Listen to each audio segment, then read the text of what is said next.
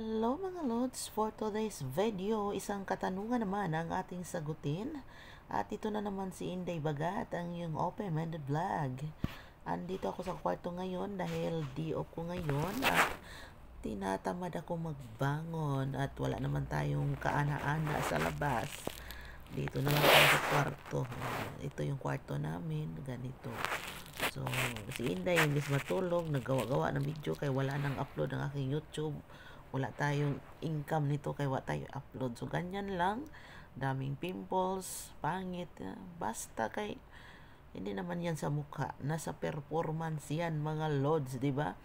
So, ang tanong natin ngayon ay, sino nga ba ang mas masarap kumain? Yung masarap kumain, sino nga ba daw? Si Dudong ba o si Tibo? No, so yun po yung katanungan nila, kung si Tibo ba o si Dudong ang masarap kumain. So, itong mga Dudong kasi, no, based on my experience at sa aking pagiging marites at saka sa aking pagtanong-tanong sa mga kakilala ko na may karelasyon din silang mga tibo or mga tomboy at may karelasyon din silang lalaki. Meron kasing tinatawag nating bisexual, yung pwede sila sa babae, mga ganyan, pwede din sila sa lalaki. So, yung parang may dual sila, excuse me ha. Oo. So, tinatanong ko sila, marites man si Inday, oy.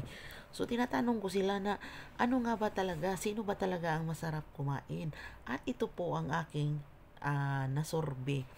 Mga Dudong, mga Inday, ang pinakamagaling pala kumain pagdating sa pagkain ng bibingka, no, ay walang iba kundi ang mga tibo. Oo. Ang mga tumboy ay magaling talaga pagtungkol sa pagkain, no. Iba kasi yung nila, iba talaga yung dating nila pag sila daw ang kumakain kaysa Dudong. Iwan ko lang kung bakit yung mga Dudong, kasi hindi naman kasi lahat ng mga Dudong kumakain ng bibingka. Yung iba ayaw kumain ng bibingka, ang arte-arte, no. Yung iba giluod, alam yung giluod, yung parang nasusuka sila pag kumakain ng bibingka. Kaya ayaw na ayaw nila. Samantalang yung tibo ay paborito yan. Paborito yung bibingka na yan. Kakainin yan. No? Walang matira. Kahit may buhok pa yan na bibingka. Hindi yan sila maarte. Favorite food nila yan. No? So, iba talaga ang tibo pag kumain ng bibingka. Kung i-rate natin, 10, no? Sobra pa sa 10, 100 pa daw. No? So, kung tanongin niyo ako, nakatira ka na ba ng dyan, ng tibo dyan? Wala pa. Gusto ko nga magpatira ng tibo. Saan ba? Okay, message mo lang ako at itry naman natin yan. Oo nga daw. Iba po talaga yan. Iba po talaga yung karisma ng isang tomboy. No? Iba po yung karisma pag sila po ang gumagawa ng kainan. No? Hindi pa rin mga Dudong. Mga Dudong kasi nagmamadali kasi palagi. Hindi marunong. Hindi nila alam kung asa yung tinatawag nila na ispat. No? Alam yung ispat. Hindi ko na lang anuhin kung ano yung tinutukoy ko. No? Yung spot ba spot. Hindi nyo alam kung asan si Tinkerbell. No? Asan doon si Tinkerbell. No?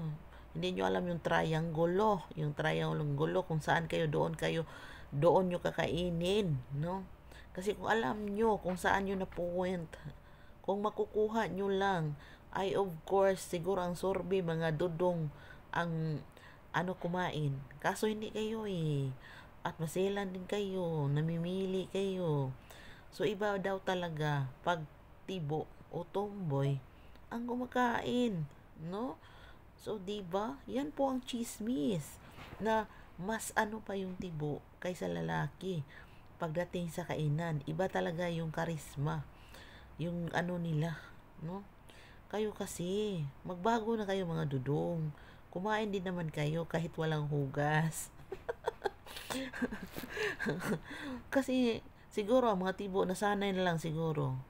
Siguro sa mga tibo, ano na to na bibingka, ano na to na tahong, 'di ba? So, iba talaga. May ano talaga sila. May talent talaga sila pag tungkol sa kainan na yan. Hindi talaga nila maano yung talent ng dudong. Mas ano pa talaga yung tibo, no? So, yun po ang nakalap ko na sorbe. Yun po ang nakalap ko na balita na mas ano pa pagdating sa kainan ng bibingka, mas ano yung tibo dyan, no? Mas may power ang tibo dyan, may mas lakas ang tibo dyan, at mas maganda talaga ang tibo pagdating sa kainan kaysa mga dudong, no?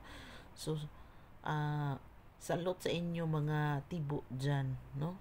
Na kayo ang pinaka the best kumain ng bibingka. Pagdating sa kainan, kayo po yung nanalo. Hindi po ang mga dudong, no? So, sana may ano na, nasagot ko na yung katanungan. Kung gusto nyo akong tanungin pa, i-message nyo lang ako sa aking FB account.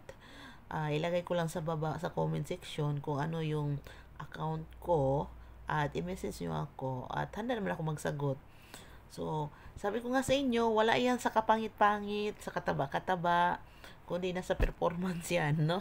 So, see you sa next Kamarates. At thank you for following my video kahit alam nyo na pangit naman tong babae na to. Wala mo dos kapangitan, mga dudong. Sige, wala na kasing filter tong cellphone ko, eh. Nasira na yata tong filter o nasira na talaga yung mukha ko. Ang dami ko talagang pimpos, oy, mga dudong. So, bye-bye mga dudong, mga linday.